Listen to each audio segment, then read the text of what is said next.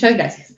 Entonces, como les venía diciendo, la definición en sí de inseminación artificial, independiente de la especie, sería pasar material seminal de un macho, en lo posible de excelentes características genéticas y fenotípicas, obviamente, al tracto reproductivo de una hembra, con el fin único de que se nos dé la fertilización. Suena una técnica supremamente sencilla y realmente como técnica lo es. O sea, tú puedes aprender a inseminar, en este caso una yegua, en 2 minutos, te lo puedo indicar por un webinar y serías capaz de hacerlo mañana, hoy mismo. Pero realmente el detalle es en qué momento inseminarla para que esa yegua quede gestante. Entonces vamos a ir hablando sobre varios temas al respecto para que vamos aprendiendo un poco. Esta técnica de inseminación artificial no es nueva. Esta técnica realmente lleva muchos años de desarrollo y han cambiado algunas cosas, pero podemos ver que desde 1779 ya se habla de inseminación artificial. Lo que pasa es que en esa época de pronto no utilizábamos el catéter y la técnica que tenemos ahora para hacerlo. En esa época empezaron trabajando con caninos y con equinos. Tanto los rusos como los italianos fueron las personas creadoras de la técnica inicialmente y trabajaban era con esponjas que absorbían el material seminal del macho y posteriormente ponían las esponjas en la vagina de la hembra. Obviamente, muchas hembras presentaban infección vaginal y metritis porque las esponjas no estaban asépticas 100% o porque el sistema inmunológico de esa hembra hacía reacción a esa esponja que tenía material seminal. Entonces la técnica se fue perfeccionando con el tiempo. Ya en 1890 empezamos a trabajar con gazapos. Empezaron a trabajar con gazapos. Y fueron hablando de mejoramiento genético de las razas utilizando la técnica de inseminación.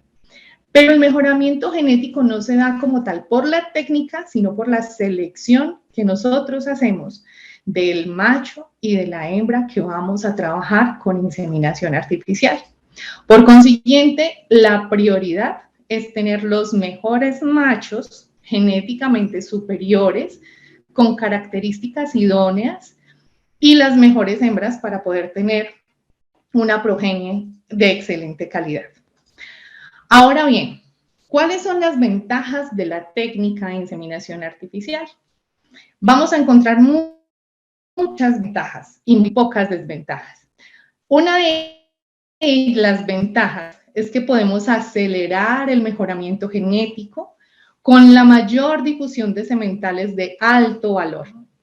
Vamos a eliminar los riesgos de desplazamiento. Entonces, yo no tengo que llevar mi yegua hasta donde está el reproductor o no tengo que llevar el reproductor hasta donde está la yegua, sino que puedo llevar el material seminal a nivel nacional o internacional y voy a tener ese material genético de alto valor, sin riesgos de desplazamiento de los animales. En muchos casos evitará enfermedades de transmisión sexual. Digo en muchos casos porque si utilizamos semen fresco y no es un reproductor que ha sido evaluado, pues podríamos transmitir enfermedades de transmisión sexual. Entonces, esto sí tiene que ver con el manejo que nosotros hagamos del macho reproductor para poder evitar enfermedades de transmisión sexual a través de la técnica de inseminación artificial. Perdón. Evita la sobreutilización de un semental, es otra de las ventajas, porque no vamos a usar un eyaculado de un semental para solamente una yegua, sino que ese eyaculado lo vamos a poder evaluar, diluir y lo vamos a poder utilizar con 5, 6, 7 yeguas. El número de yeguas dependerá del volumen, de la concentración y de la viabilidad que tenga ese material seminal. Entonces, en términos generales, cada que el macho es colectado, podrá ser usado ese material seminal para varias hembras y no solamente para una. Vamos a tener, por ende, un mayor control reproductivo porque yo voy a hacer secuencia o el seguimiento de la ovulación de esa hembra y voy a determinar cuándo la voy a servir. Voy a tener mayor opción o mayor oferta para elegir el semen que voy a utilizar y lo puedo comprar en el exterior o a nivel nacional. Y voy a tener, por ende, mayor rendimiento económico. ¿Cuál es la única, entre comillas, desventaja? Que necesitamos una persona capacitada para que haga el seguimiento reproductivo de esa yegua y realmente se dé cuenta de cuál es el momento perfecto para realizar la inseminación artificial. ¿Cuáles son entonces esos elementos que vamos a considerar para tener éxito en la técnica de inseminación artificial? Vamos a nombrar varios de ellos. Si tienen preguntas, ya saben que el chat está abierto y pueden empezar a hacerlas y vamos respondiendo en el transcurso. Dentro de los elementos que debemos tener en cuenta, pues el principal y el primordial va a ser la hembra. Vamos a hacer una valoración general de la hembra. No vamos a irnos directamente al tracto reproductivo. Yo necesito tener otra información, ya les voy a decir cuál.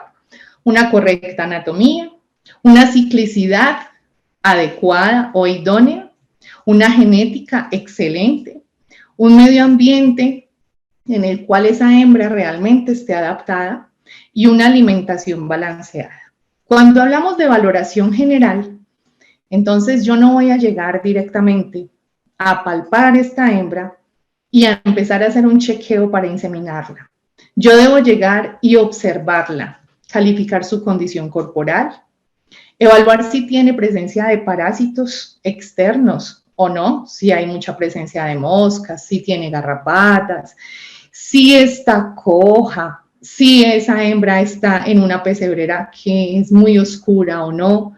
Todos esos factores que no están ligados 100% a ese útero, los debo tener en cuenta para poder saber si puedo o no iniciar en esa hembra un seguimiento reproductivo que me lleve a una inseminación artificial efectiva.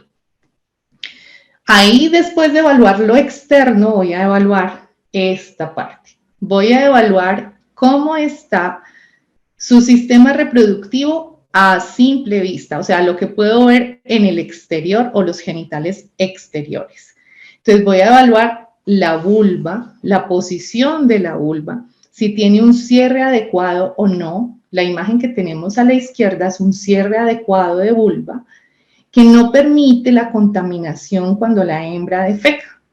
Si la hembra tuviese un problema de cierre, entonces ella defeca y hay contaminación a nivel vaginal que nos va a afectar el tracto reproductivo y por ende inseminar esa hembra es posible, pero preñarla no va a ser tan fácil.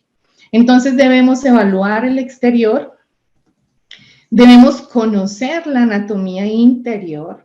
Entonces en esta imagen de la derecha tenemos una imagen lateral donde aquí está el recto de la hembra, aquí encontramos vagina, el cérvix, el cuerpo del útero, el cuerno uterino, que vamos a encontrar cuerno derecho, cuerno izquierdo, y vamos a encontrar los ovarios.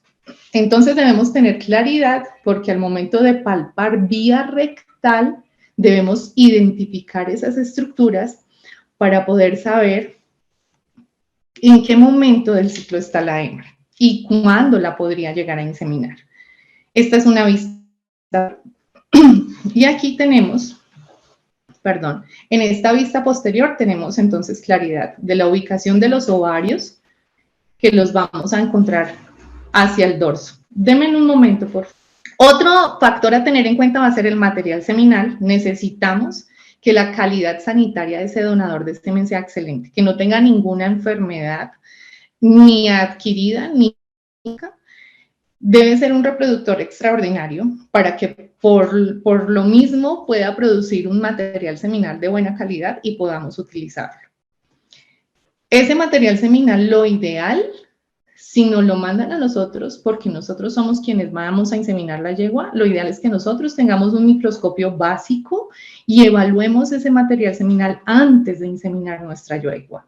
Eso casi no ocurre, pero lo deberíamos hacer. Inseminar previa evaluación de ese material seminal.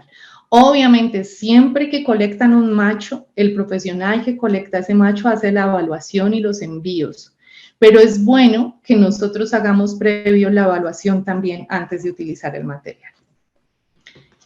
Otro factor clave y es indiscutible, es el profesional, la persona que va a realizar la técnica, la persona que va a realizar el seguimiento. Esa persona debe tener un conocimiento claro de la anatomía, debe conocer sobre ecografía, debe saber cómo se utiliza un equipo de ecografía, debe hacer un seguimiento frecuente de esos ovarios y de ese útero y del cérvix de esa yegua y debe hacer un manejo adecuado de la misma.